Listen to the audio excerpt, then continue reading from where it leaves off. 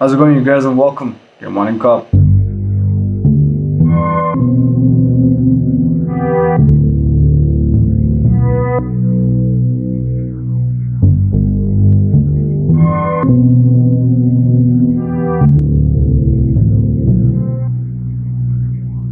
We start today off with news coming out of the United States. Joe Biden has officially stated that ex-President Donald Trump should not receive any intelligence briefings. Now, this is an unprecedented move, as it is testament to history that every single ex-president has been subject to receive intelligence briefings for numerous different reasons.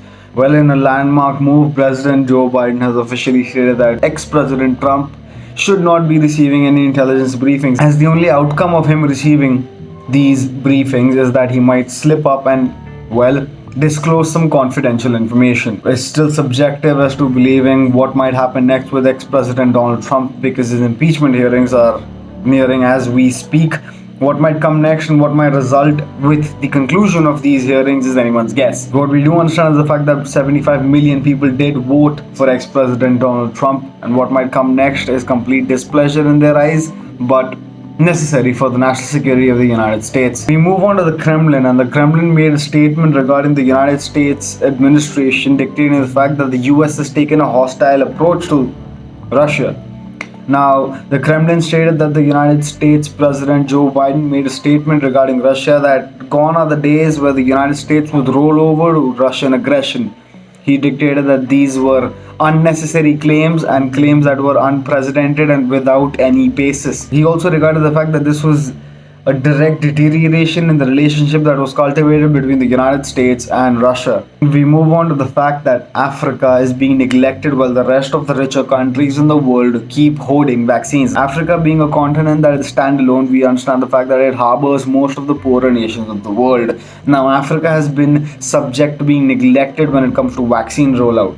As a matter of fact, there are barely any countries in Africa that have received vaccines. See, Chile being one of the only nations in Africa that received vaccines, followed by Morocco that received 100,000 doses that were donated by India. And now that South Africa has received its first million doses of the coronavirus vaccine, we understand the fact that Africa, being one of the poorer nations of the world, has been subjected to being neglected when it comes to being prioritized for vaccine rollouts. Now, we also understand the fact that vaccines have been abundant in certain countries and scarce in others. Nations like North Korea have also been subjected to being given vaccines, whereas most nations in Africa are still fighting the battle with coronavirus without any onset of the vaccine and without any vaccines in the near horizons. We move on to the fact that the WHO team has now officially concluded its site visits in China.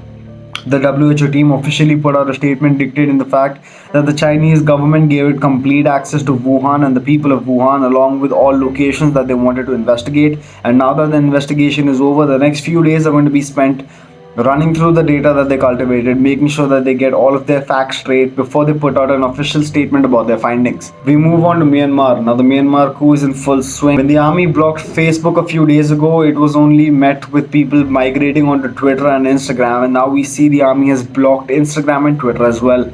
People have coincided to protests throughout the nation.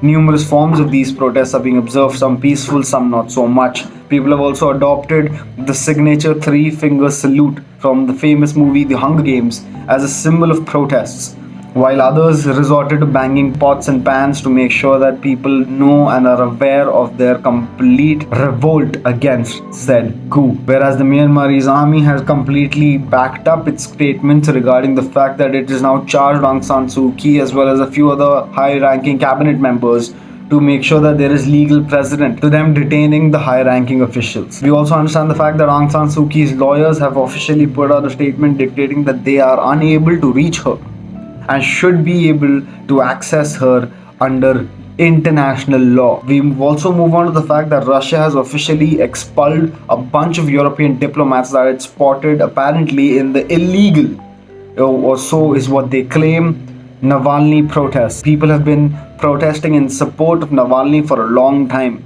but There were certain European diplomats that were also spotted in these protests. Now, turns out that Russia has gone and taken some unprecedented steps, according to Sweden as well as numerous other European nations, by going down the path of expulsion for these diplomats. We move on to some amazing news with SpaceX. Now, SpaceX being one of the biggest and most promising space program ventures by billionaire tycoon Elon Musk.